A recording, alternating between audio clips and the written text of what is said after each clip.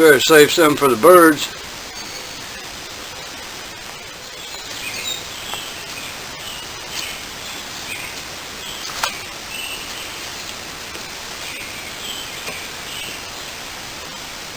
Garden's overgrown, isn't it? Not been a lot of pruning, that's for sure. I want you to consider something. You evidently meant to see this or you wouldn't be here. If you consider it's just by chance, remember, you're the one that clicked on the button. Tidbit, cattails, anywhere a cattail grows, a man can survive. Remember that, you might need it one day. In fact, cattail has many different edible sources.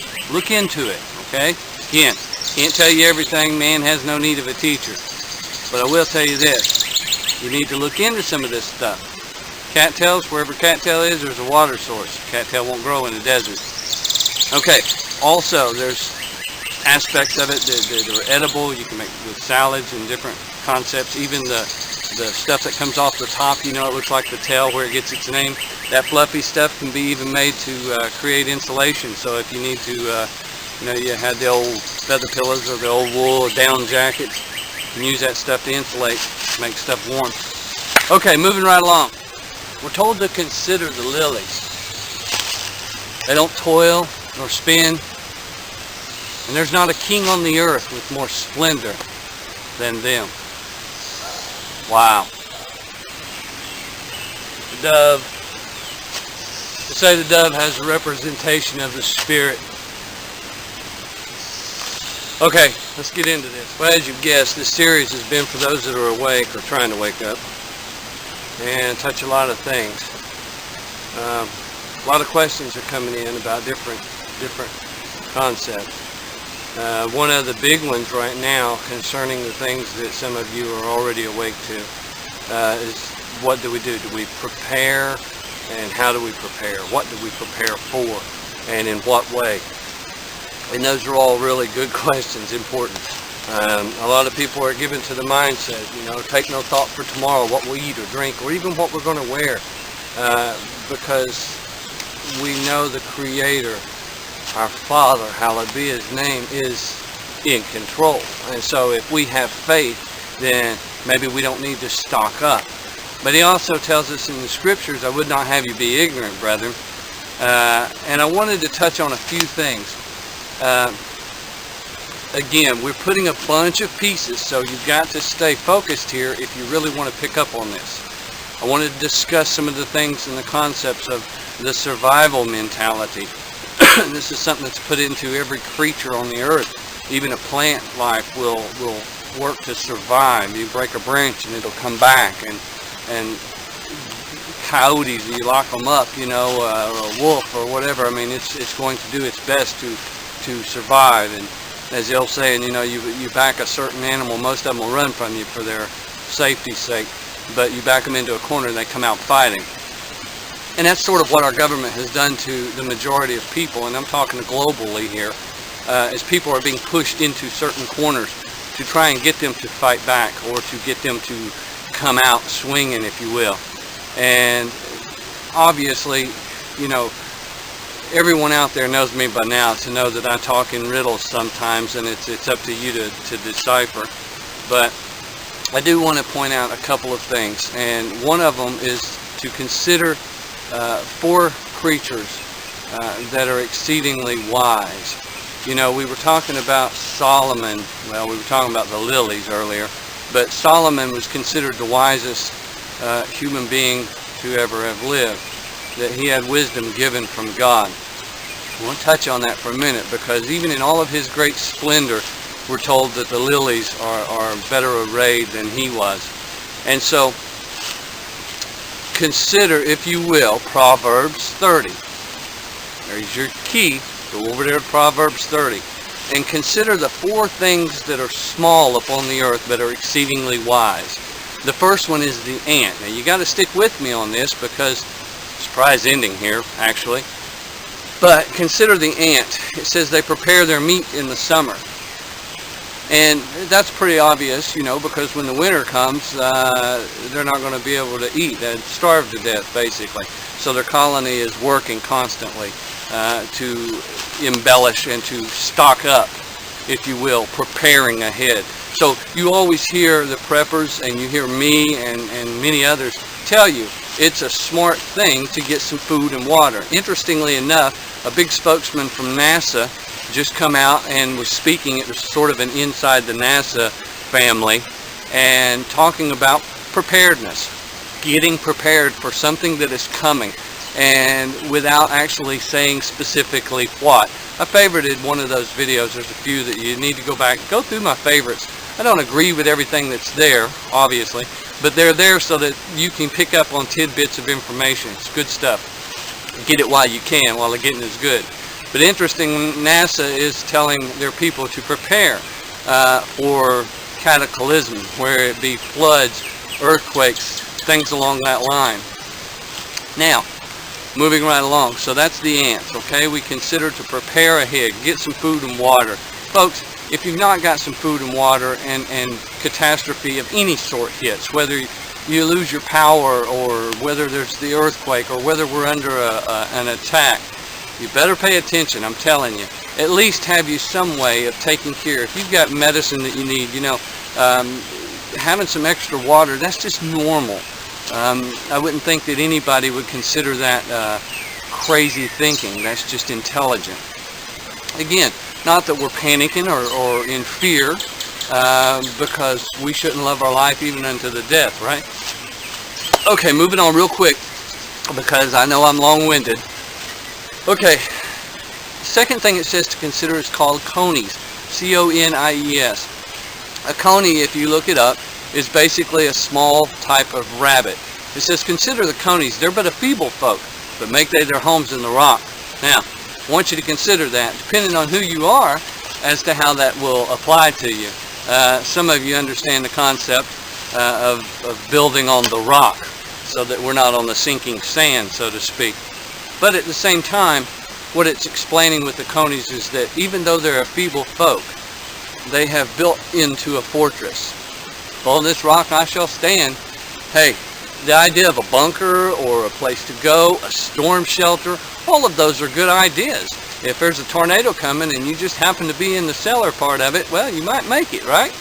Okay, so having some sort of a shelter. So we've got food and water from the ants. Then we're told the wise of the conies, a little rock rabbit, has a system of shelter.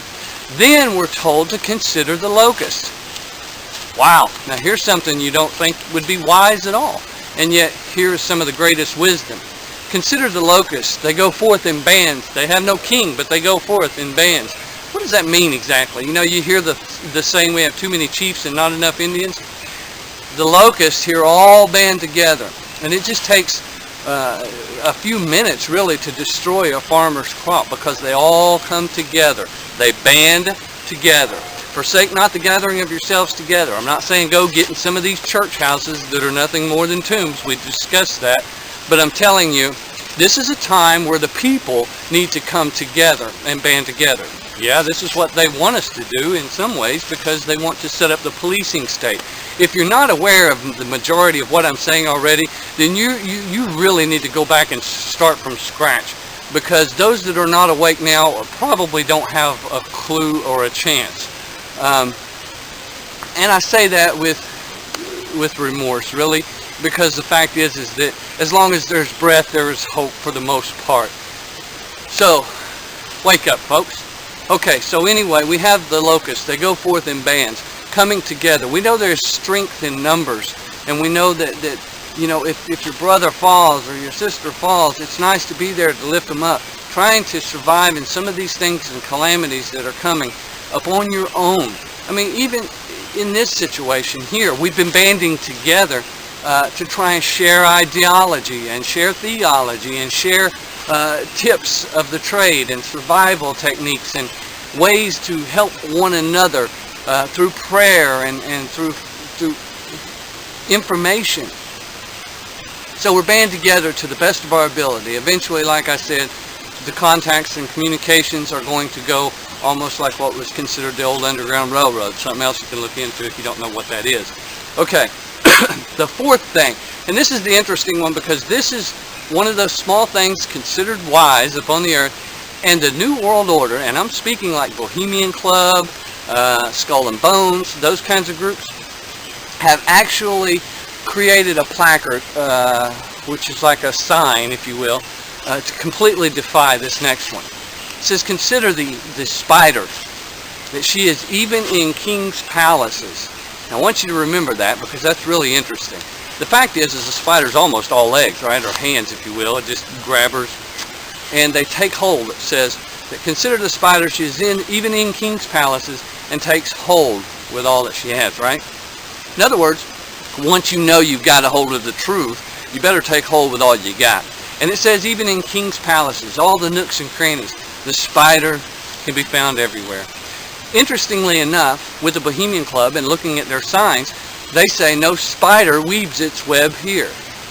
Now that's in direct defiance of what Proverbs says. Even in king's palaces. Well, there are those out there in that Luciferian sect that we've discussed that think they're higher and mighty and that they are gods within themselves, and therefore no spider weaves its web there. I guarantee you go in any of their little abodes, go into their little Bohemian group and club, and you probably will find many, many, many, many spiders. Okay, so the spider. Get hold, get in everywhere.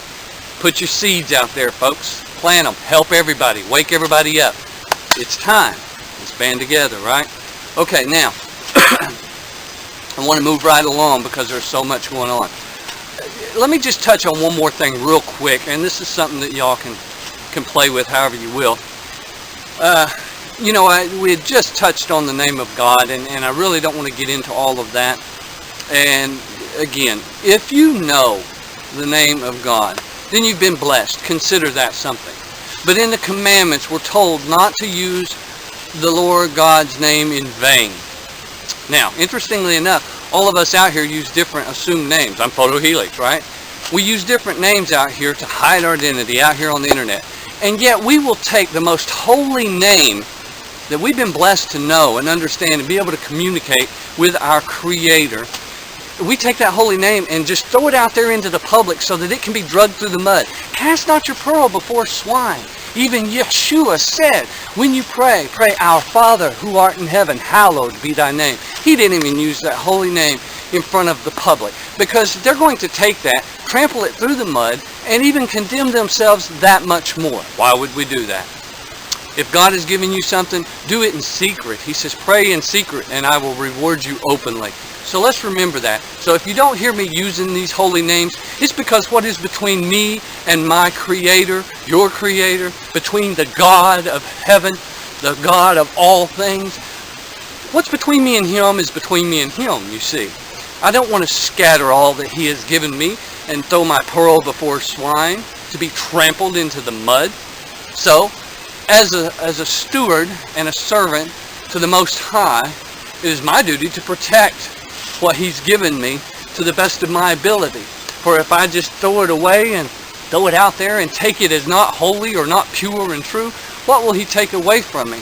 You know, it tells us that we have the ability as evil people, as evil generation, as an evil mankind, to give good gifts to our children. How much greater are the gifts that our Holy Father in heaven will give to us if we will just ask and receive. But we have to be a diligent steward and protect and take care of what He's given us. Does that mean we don't spread the word? Does that mean we don't help others to the truth and to understanding? Does that mean we don't help those that have fallen and pick them up? That we love one another no matter what? See, everybody has a concept of love. Love. I love potato chips. I love my dog. I love my family. I love my kids. I love my wife. I love my parents. And it's all different forms of love in the English language. The word should be agape. It is a love without condition. This is the love that God has for all of mankind. You see, all of us bleed red. It's not about black and white and yellow and red. Folks, we are all a part of the creation. And so we have to put aside these petty differences, this foolishness. Sure, we're not going to agree on everything. We've touched on that. Don't need to harp on it. But I'm telling you now, the things that are facing us right now, and you've heard it all before. Yeah, they say the end of the world. I've heard that all my life. Guess what? I have too. But now things are happening that didn't happen before. Certain aspects of life have taken place that didn't happen before. A lot of people will say, well, you can't go to that prophecy within Daniel because in the year 70 AD, Titus destroyed Jerusalem, set himself up as a god, so to speak, basically created an abomination of desolation. You know, Lucifer has been trying to fulfill that over and over and over. Go through your history. See how it's all repeated over and over and over. Here's the kick, though. We're told that this final onslaught, this final attempt is going to be worse than any time ever before in the history of mankind. The worst, that no other would be like it, and that no flesh would be saved upon the earth. We're talking about plants and animals and people. No flesh would be saved, except those days be shortened. And for the elect's sake they will. Now, we've not seen that. As a matter of fact, in 70 AD, what King Titus did at that time, it was the worst thing they'd experienced. But guess what? Along comes World War I, and it was much worse than what happened in 70 AD. World War I, people were calling for the end. They said, this is it. And guess what? Along comes World War II. Whoa, here we go again. Hitler was going to be the Antichrist.